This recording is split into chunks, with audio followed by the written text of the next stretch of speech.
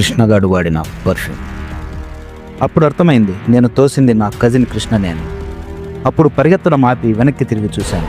వాడు ఎటువంటి చలనం లేకుండా మళ్ళీ లేచి నిలబడ్డాడు.